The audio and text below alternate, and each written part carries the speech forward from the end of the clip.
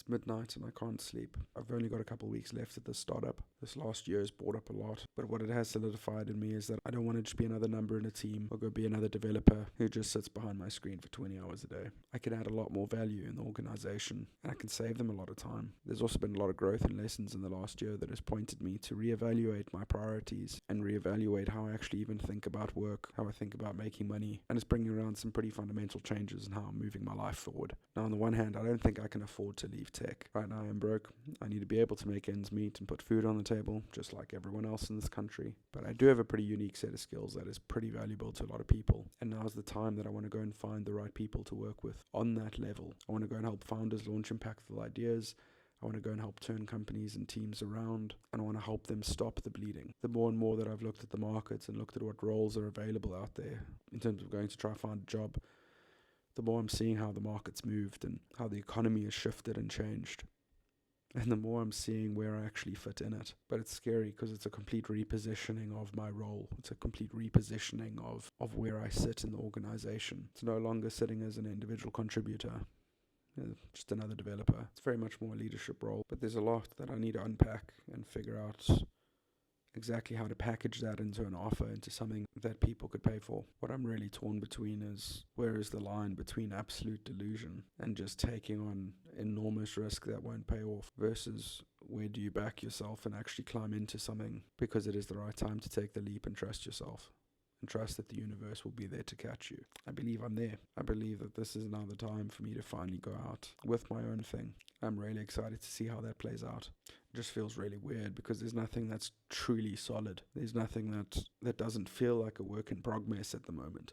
Personally, it feels like I'm trying to be an entrepreneur, but I'm just dancing on the fence, and one side is just the complete fear of failure, and the other side is genuine terror in losing everything again. But the way the world has kind of changed and shifted, and the way the financial world feels now is that everyone is now betting the house on everything because no one can afford to do otherwise. If I'm going to need to just bet the house to go and get another job just to make ends meet, then I might as well give it a go and try to build my own things. Where in 3 to 6 months time, if it really doesn't work out, I'd pretty much still be in the same boat. It's really crazy to think about how much I've changed over this last year, about the types of conversations that my partner and I have, how deep they go, and how difficult it has actually been to dive into patterns of emotions and patterns of behavior and how they've repeated through our lives, and the role different emotions have had to play, the role of things like acceptance and forgiveness, the role of tenacity and delusion, and almost the role of faith in yourself and the universe, and how everything ties together, the way that when we can't explain it, it gets summed up as the word luck, but how others are able to cultivate luck by building the right environments around themselves, by creating the systems that they follow that make it near impossible for them to lose. And on the other side of that, the more you just let go in the wrong way, the more you have the wrong intentions behind a lot of the decisions or the things that you let happen or let go of or let go control of, how reality makes the decisions for you. And those decisions generally then aren't made with your best intentions in mind. Like when a decision is made too late, regardless if it's the right or wrong decision, there's still just not enough time to course correct. It's crazy to see how we try to control our lives to such an extent and have this fine level of control over everything we do, and how it feels like a pendulum, where the more we hold on, the less control we actually have. And how being like a leaf, going with the flow, just letting what is be, accepting the impermanence of everything, and learning to admire the beauty in both growth and decay. It's a much more stoic way of looking at it, but it's crazy how everything feels so connected, and it's crazy to see how tiny, minute decisions that we make on a daily basis can impact it, and how they can compound into some of the best decisions and put you in the best place of your life, or they can compound and completely destroy your life. And almost everything comes down to just how you respond to situations in the moment. It comes down to that emotional regulation. But depending on how far you've worked on yourself and how much time and effort you've put in to really assess your life and assess your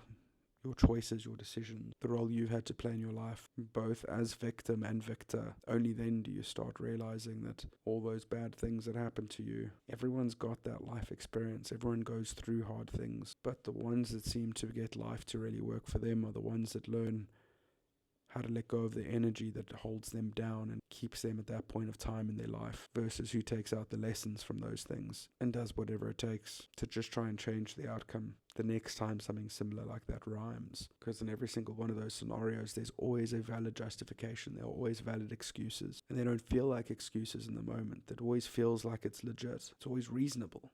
Every decision to be made, if you look at it as just that decision, makes complete sense, and any rational person would make it. But from a purely objective point of view, looking at everything on a higher time frame, looking at all those decisions compounded, and finally when hindsight is 20/20, that's when you start seeing the patterns, when you start seeing the small little changes that you could have made that would have completely changed the trajectory you're on. And oftentimes that comes down to the most difficult things you can do, like moving away, cutting off those friends or family that keep dragging you down, opening that business, trying something new, starting a new job. There's always valid reasons and justifications to not do it. There's always problems in place. I've got a house that I'm paying for. I've got all these expenses. I don't know where I'm going to pay rent from. Thing is, those things don't go away. As life goes on, they just compound. They get more. You get more indebted. And it becomes harder and harder to make those calls. It becomes harder and harder to do those things. And for me, that's where a lot of my pain has come from. Seeing that pain of the missed opportunity and missed potential seems to sting a lot more than when things just don't work out. But the only way to prevent that from happening in the future is for me to work on myself and figure out what I need to change moving forward so that I don't keep landing up in a lot of the same situations. And the only way that that's going to work is if I'm in more control of what I take on,